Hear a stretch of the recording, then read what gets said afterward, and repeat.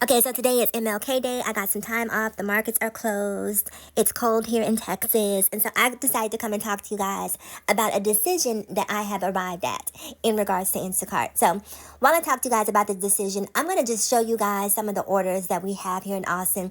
This is a sampling of 10 batches that were available here in Austin. I turned on the application the other day because I said to myself, the other day being yesterday, they're talking about this polar vortex. The weather's going to be terrible. People are going to need, their pantry staples and essentials. So this would be a good day to do Instacart if there were a good day, right? So turn on the application expecting to see some pretty decent orders, and I saw nothing but the same trash. The same trash orders.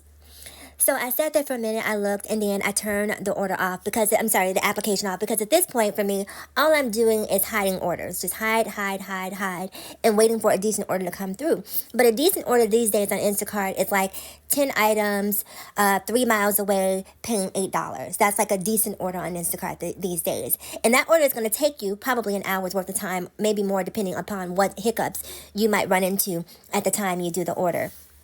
So after doing the Instacart math, after watching the application day in, day out, and just hoping to see a shift, it finally dawned on me that maybe, just maybe, it's time for us to part ways with Instacart, because there's just no point.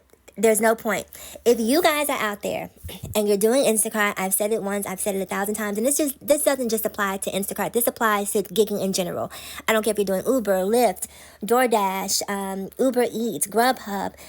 All of these applications are pretty much the same. They're all taking advantage of you as contracted employees. They do not have your best interest at heart.